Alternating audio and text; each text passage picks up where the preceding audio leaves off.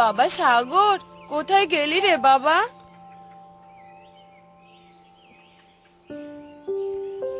হ্যাঁ মা, বলো, ডাকছো কেন? তুই আজ স্কুলে গেলি না যে বাবা? না মা, আমার স্কুল যেতে ভালো লাগছে না। স্যার তো আমার কাছে বেতন পায় মা। স্কুলে গেলেই স্যার আমাকে অনেক কথা শোনায়। আমি যে কি করব কিছুই বুঝতে পারছি না বাবা। তোর বাবা মারা যাওয়ার পর পুরো সংসারটা যে আমাকেই চালাতে হচ্ছে। এদিকে আমি কোনো কাজও পাচ্ছি না। তাহলে কি করে স্কুলের বেতনটা পরিশোধ করব মা? তুই কোনো চিন্তা করিস না বাবা, আমি দেখছি কি করা যায়। আমি বরং আজকে মোড়লের বাড়িতে যাব, দেখি কোনো কাজের সন্ধান পাই কিনা। আচ্ছা মা, ঠিক আছে। এরপর মোহনা তার বাড়ির সকল কাজ করে নিল। আর বিকেল বেলা মোড়লের বাড়িতে গেল আর মোড়লকে ডাকতে লাগলো। মোড়ল মশাই, আপনি কি বাড়িতে আছেন?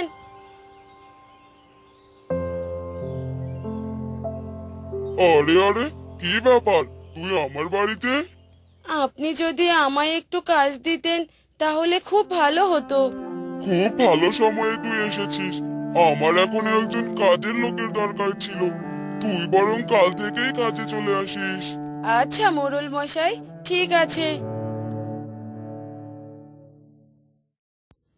এরপর মোহনা বাড়িতে চলে আসে।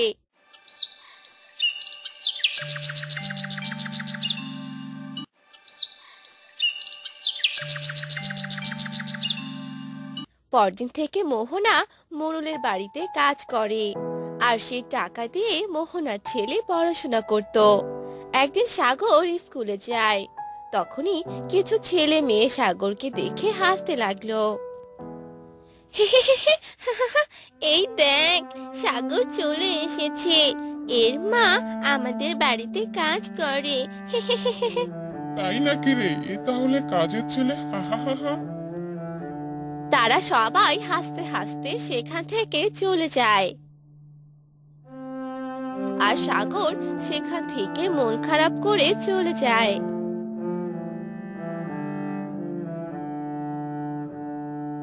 আর বাড়িতে এসে তার মাকে ডাকতে থাকে। মা, ও মা, কোথায় তুমি? কি রে বাবা, এভাবে ডাকছিস কেন? কি হয়েছে বল আমাকে। মা, তুমি কাল থেকে আর মোড়লের বাড়িতে কাজ করতে যাবে না। কেন বাবা, কি হয়েছে? কাজ করতে যাব না কেন? কাজ না করলে সংসার চলবে কি করে? না মা, তুমি মোড়লের বাড়িতে কাজ করতে গেলে মোড়লের মেয়ে আমাকে নিয়ে অনেক হাসাহাসি করে, অনেক মজা করে। আমার আর এসব ভালো লাগে না মা। আমরা গরিব মানুষ বাবা, অন্যের বাড়িতে কাজ করেই খেতে হবে। কারো কথা শুনতে হয় না বাবা। পিছনে মানুষ অনেক কথাই বলবে, এ নিয়ে মন খারাপ করবি না, বুঝলি? মন দিয়ে পড়াশোনা করবি শুধু। আচ্ছা মা, ঠিক আছে।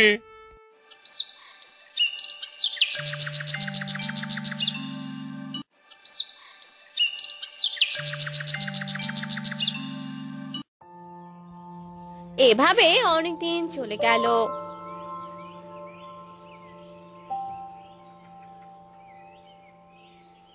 একদিন মোহনা মোড়লের বাড়ি থেকে বাসায় আসতে লাগলো। তখনই এক বৃদ্ধা তার মাথায় করে এক ঝুড়িতে অনেকগুলো গাজর নিয়ে যাচ্ছিল। আরে কাকু, দাঁড়ান দাঁড়ান। কি রে মা, ডাকছিস কেন? আপনার এই ঝুড়িতে কি কাকু? এগুলো গাজর নিবে নাকি? অনেক ভালো গাজর এগুলো। না কাকু, আমার কাছে তো কোনো টাকা নেই, আমি কিভাবে কিনবো? আচ্ছা ঠিক আছে, তুই বরং এই গাজরের বীজগুলো নে, বাড়িতে গিয়ে এগুলো রোপণ করিস। এই নে।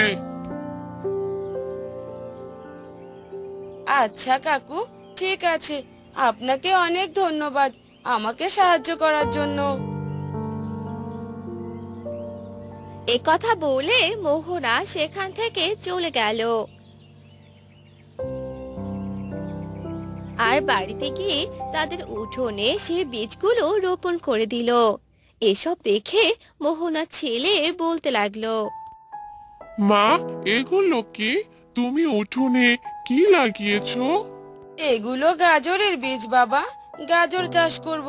যা, বালতি ভরে পানি নিয়ে আয়, এখানে পানি দিতে হবে। আচ্ছা মা, ঠিক আছে, আমি এখনই পানি নিয়ে আসছি।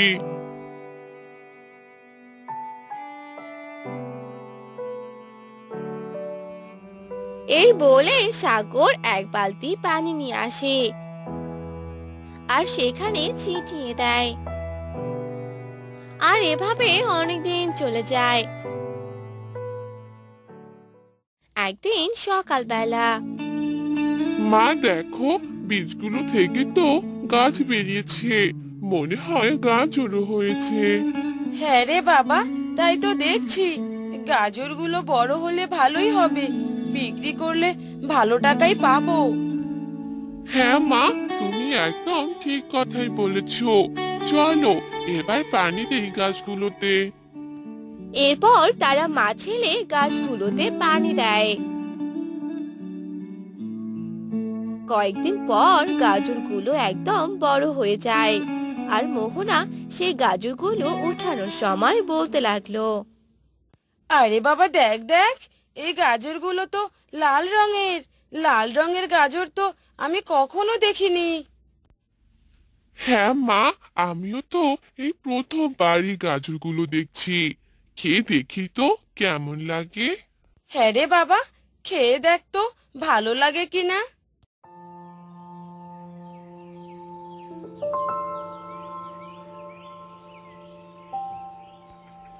আরে বাহ, এই গাজর তো অনেক সুস্বাদু। মা, এই গাজর যে একবার খাবে সে বারবার খেতে চাইবে। তাই নাকি রে বাবা? তাহলে এই গাজরগুলো তুই বাজারে বিক্রি করে আয়, তাহলে কিছু টাকা পাবো রে বাবা। আচ্ছা মা, ঠিক আছে। এরপর সাগর সেগুলো গাজর বাজারে নিয়ে গিয়ে বিক্রি করলো। আর সেগুলো বিক্রি করে অনেকগুলো টাকা পেল। আর এগুলো টাকা পেয়ে সাগর অনেক খুশি হয়ে গেল। মা, এই দেখো, গাজরগুলো বিক্রি করে অনেক টাকা পেয়েছি। তাহলে এবার আমাদের সংসারটা ভালোভাবে চলবে রে বাবা। হ্যাঁ মা, তুমি একদম ঠিক কথাই বলেছো। এভাবে অনেকদিন চলে গেল। লাল গাজরের ব্যবসা করে আস্তে আস্তে তারা মা ছেলে বড়লোক হয়ে গেল। আর সাগর ভালোভাবে পড়াশোনা করতে লাগলো। আর একদিন সাগর বড় হয়ে পুলিশ অফিসার হলো। বাবা রে, আমি আজ অনেক খুশি, তুই যে আমার স্বপ্নটা পূরণ করলি। হ্যাঁ মা, তুমি পাশে ছিলে বলেই আমি আজ এ পর্যন্ত আসতে পেরেছি। এরপর থেকে তারা মা ছেলে অনেক সুখে শান্তিতে থাকতে লাগলো। তাদের আর কোনো অভাব থাকলো না।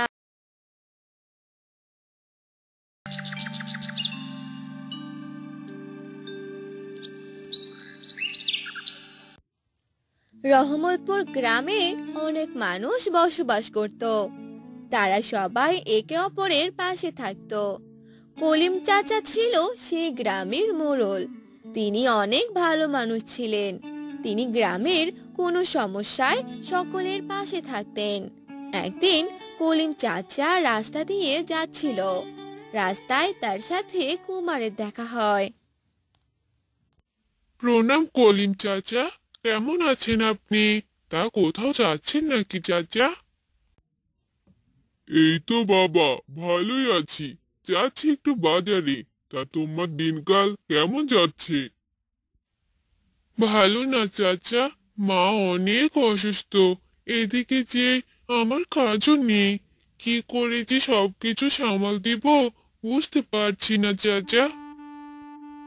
ও, এই ব্যাপার, মন খারাপ করো না। আজ বিকেলে বরং আমার বাড়িতে এসো, দেখা যাবে কি করা যায়। আচ্ছা চাচা, ঠিক আছে। আপনি তাহলে বাজারে যান, আমি দেখে আসি মায়ের কি অবস্থা। এরপর কলিম চাচা বাজারে যায় আর কুমার তার বাড়িতে যায়। গিয়ে তার মাকে ডাকতে থাকে। মা, ও মা, জানো কলিম চাচার সাথে দেখা হয়েছিল। বললাম আমার কোনো কাজ নেই গো, তোমার অসুস্থতার কথাও বললাম। তাই কলিম চাচা আমাকে বিকেলে ডেকেছে গো। যাস বাবা, কলিম ভাই হয়তো তোকে সাহায্য করবে। মানুষটা অনেক ভালো রে। হ্যাঁ মা, তুমি ঠিক বলেছ। কলিম চাচা সত্যিই অনেক ভালো মানুষ। দেখিও মা, আমি কাজ করে তোমাকে একদম সুস্থ করে তুলবো। এরপর কয়েক ঘন্টা কেটে যায়। কুমার বিকেল হতেই কলিম চাচার বাড়িতে যায় আর কলিম চাচাকে ডাকতে থাকে। কলিম চাচা, কলিম চাচা, বাড়িতে আছেন? কুমারের ডাক শুনে কলিম চাচা ঘর থেকে বাহিরে বেরিয়ে আসে আর বলে, কে কে ডাকছে? ও কুমার, বসো বাবা বসো। কি খবর? চাচা, আপনি যে আমাকে বিকেলে ডেকেছিলেন, তাই এলাম গো। ও হ্যাঁ হ্যাঁ, বলি কি, তুমি তো বসেই আছো, তোমার মা অসুস্থ। আমার কিছু জমিতে চাষাবাদ করো, এতে তোমারও হবে আমারও হবে। ঠিক আছে চাচা, আপনাকে অনেক ধন্যবাদ চাচা। আমি কি করে যে আপনার ঋণ শোধ করব? এ কথা বলে কুমার চলে যায়। কলিমের স্ত্রী কলিমকে বলে, হ্যাঁ গো, তুমি সেই কখন চা চেয়েছো? সাজে ঠান্ডা হয়ে যাচ্ছে, কখন খাবে শুনি? হ্যাঁ হ্যাঁ, যাচ্ছি যাচ্ছি।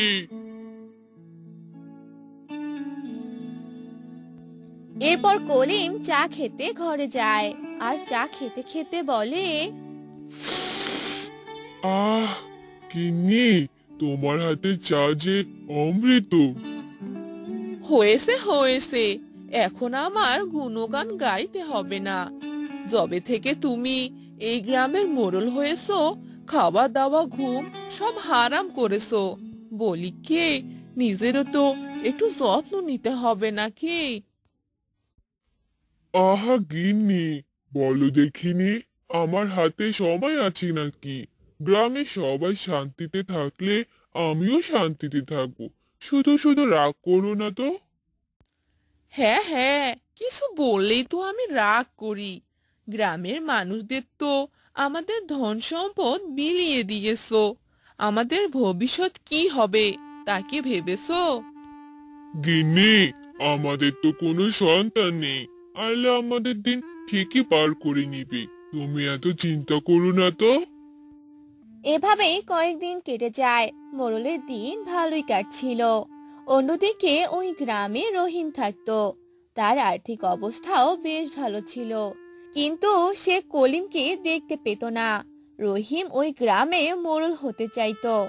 একদিন রহিম কুমারকে বলে, কিরে কুমার, কি করছিস? এই তো চাচা, কলিম চাচা জমিতে কাজ করছি। হ্যাঁ রে, দেখতেই তো পাচ্ছি, কলিম তোকে গাধার মতো খাটিয়ে নিচ্ছে। তা হ্যাঁ রে, এত খাটাখাটি করে দিন শেষে কলিম তোকে কি দেয়? কিছু নেই না গো, জমির ফসল উঠলে কলিম চাচা আমাকে যা দিবে তাই নিব। তোরা এত বোকা কেন রে? এই কলিমের চাকর হয়ে থাকিস তোরা। বলি কি, আমার জমিতে কাজ কর, দিন শেষে 200 করে টাকা দিব। না না চাচা, আমার লাগবে না গো। আর কলিম চাচা চাকর হব কেন? আমি ওনার ছেলের মতো। আর কলিম চাচা অনেক ভালো, ওনার কাজ করে দিতে আমার একদম অসুবিধা হয় না। কুমারের কথা শুনে রহিম মন কালো করে সেখান থেকে চলে যায় আর মনে মনে বলে, না, এই কুমারকে দিয়ে কিছু হবে না, আমাকে গ্রামের অন্যান্যদের বলতে হবে। যাই, দেখি কি হয়। এরপর রহিম গ্রামের অন্যান্যদের হাত করে নেয় আর সবাইকে মোড়ল কলিমের বিরুদ্ধে নিয়ে যায়। একদিন কলিম সব কৃষকদের ডেকে এক সমাবেশ করে। কলিম সব কৃষকদের উদ্দেশ্যে বলে, শোনো সবাই, ফসল যার যার আছে সব তুলে ফেলো। ঝড় বাদলের দিন আসছে, যে কোনো সময় ঝড় হতে পারে। আপনি কি কনক নাকি? সব জানেন। আমাদের ফসল আমরা কি করব আমাদের ব্যাপার। অযথা আমাদের সময় নষ্ট করছেন। এই উঠো সবাই, সবাই সবার কাজে চলে যাও। সবার এমন কথা শুনে কলিমের অনেক মন খারাপ হয়। কুমার কলিমকে বাড়িতে নিয়ে যাচ্ছিল। রাস্তায় রহিম কলিমকে দেখে, অট্টহাসি দিয়ে বলে, কি রে কলিম, কি অবস্থা? সবাই দিল তো তোর মুখে চুলকালি মেখে? এ কি চাচা, আপনি কলিম চাচার সাথে এভাবে কথা বলছেন কেন? আর আমি জানি এইসব কৃষকের মাথা আপনি নষ্ট করেছেন। এর ফল ভালো হবে না, এই বলে দিলাম।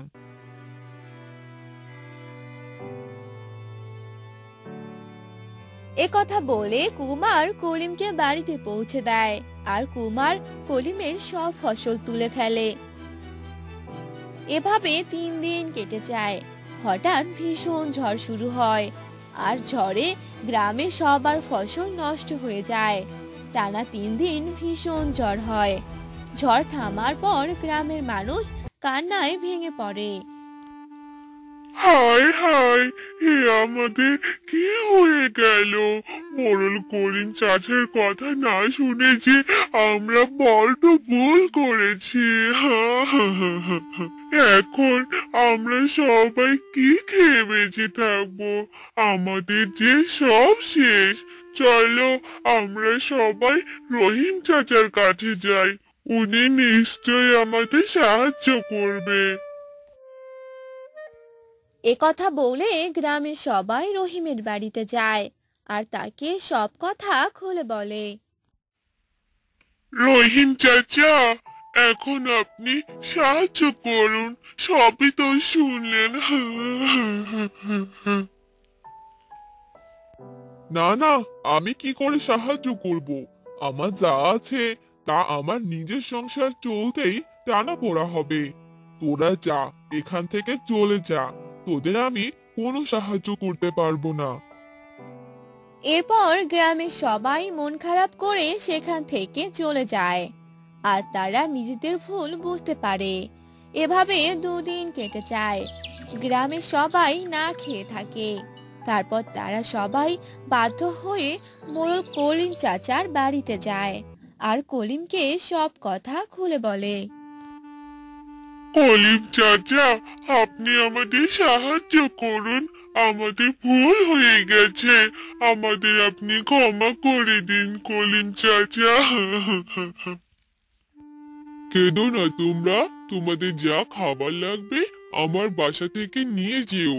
আর তোমরা সবাই নতুন করে ফসল ফলানো শুরু করে দাও। যা টাকা লাগবে আমি দিব, চিন্তা করো না তোমরা। এরপর কলিম গ্রামের সবাইকে সাহায্য করে। গ্রামের বিপদে আবার পাশে আসে। গ্রামের সবাই তাদের নিজেদের ভুল বুঝতে পারে।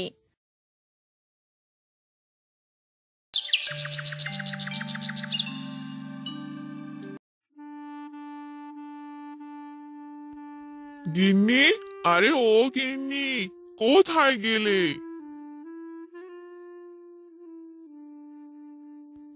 কোথায় আবার যাব? আমার কি যাওয়ার কোনো জায়গা আছে নাকি? বাড়িতেই আছি। আরে, এভাবে কেন বলছো গো? তোমার যেখানে ইচ্ছে সেখানেই যাবে। আমি কি যেতে নিষেধ করেছি নাকি? আমি কি একা একা যাব নাকি? তুমি তো আমাকে কোথাও নিয়েই যাও না। সেই কবে বলেছিলাম চলো একটু বাবার বাড়ি থেকে ঘুরে আসি। কই, আমার কথা তো একবারও শুনলে না। যাবো যাবো গিন্নি, সময় হলেই যাব। হয়েছে, থাক, তোমায় আর যেতে হবে না। তুমি যে যাবে না সেটা খুব ভালো করেই বুঝেছি আমি। এই সকাল সকাল ঝগড়া করো না তো।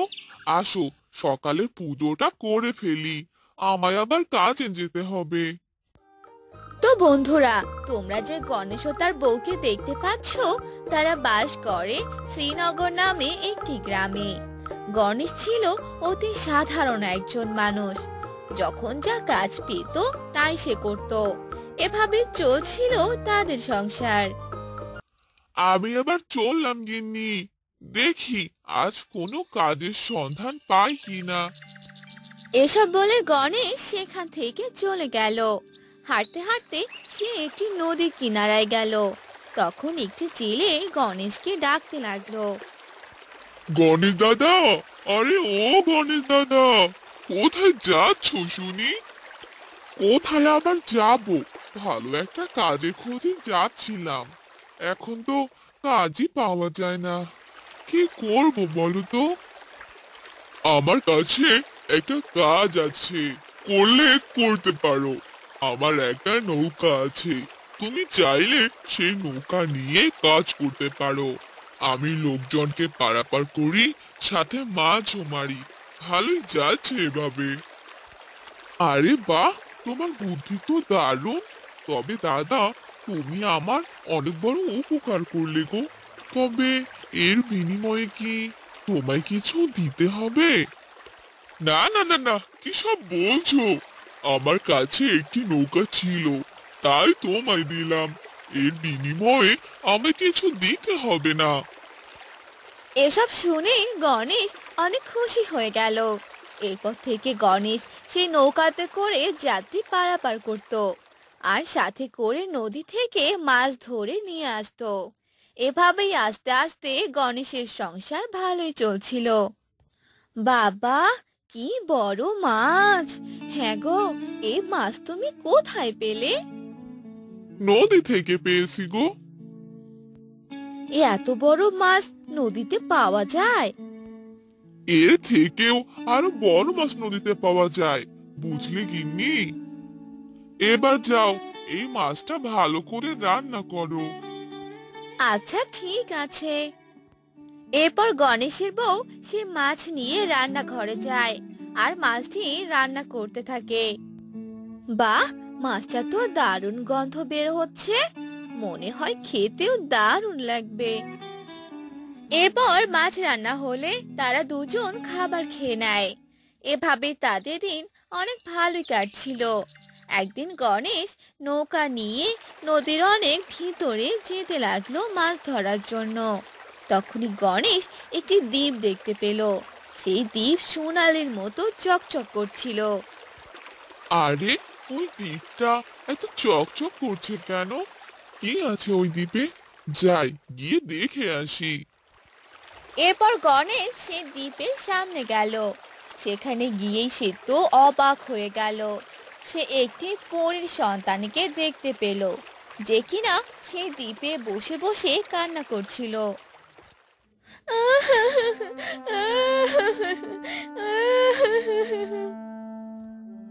কি হলো পরি, তুমি এভাবে কান্না করছো কেন? কি হয়েছে তোমার? আর তুমি এই দ্বীপে একা কি করছো? আমার মা যে আমাকে একা রেখে চলে গেছে, এখনো আসেনি। বলেছিল পরী রাজ্যে সব ঠিকঠাক হলেই আমাকে এখান থেকে নিয়ে যাবে। কেন, তোমাদের পরিরাজ্যে আবার কি হয়েছিল? পরী রাজ্যে একদিন এক দুর্ঘটনার কারণে সব এলোমেলো হয়ে যায়। এতে করে সেখানে থাকা সব পরীদের মাঝে অনেক সমস্যা হয়, যার কারণে মা আমাকে এই দ্বীপে এনে রাখে।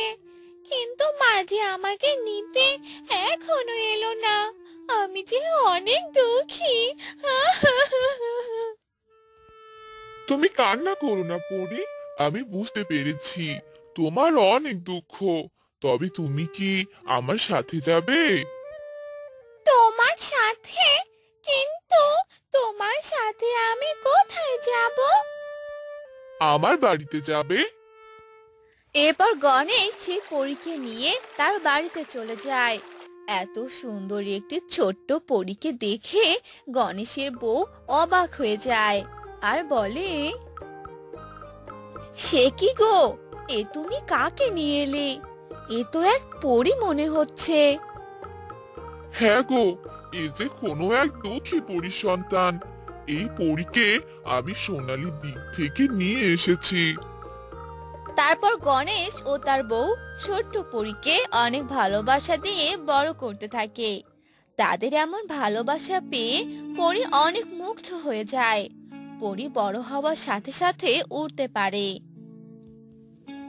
তার শরীরে পরীদের সকল ক্ষমতা চলে আসে। এটা দেখে পরী অনেক খুশি হয়ে যায়। তখন পরী বলে, তোমাদের অনেক ধন্যবাদ। আজ তোমরা না থাকলে হয়তো এতদিনে আমি মরে যেতাম। তোমরা আমায় এক নতুন জীবন দিয়েছো। এখন তো আমি বড় হয়েছি, তাই আমি আমার পরী রাজ্যে ফিরে যেতে চাই। তোমরা মন খারাপ করো না। তুমি না থাকলে আমাদের বড় একা একা লাগবে। পরী রাজ্যে না গেলে কি হয় না?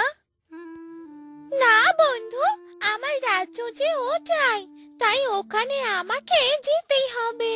তবে তোমরা কোনো চিন্তা করো না, তোমাদের দেখার জন্য আমি অবশ্যই আসব।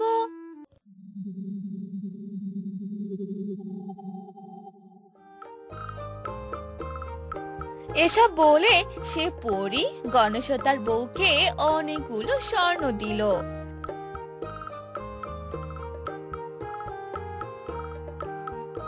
তাদের একটি সুন্দর বাড়ি বানিয়ে দিল। তারপর পরী সেখান থেকে চলে গেল।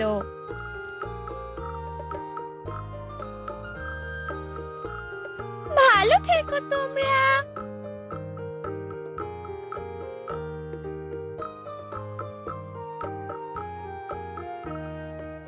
আর তারপর থেকে গণেশ ও তার বউ সেই বাড়িতে থাকতে লাগলো।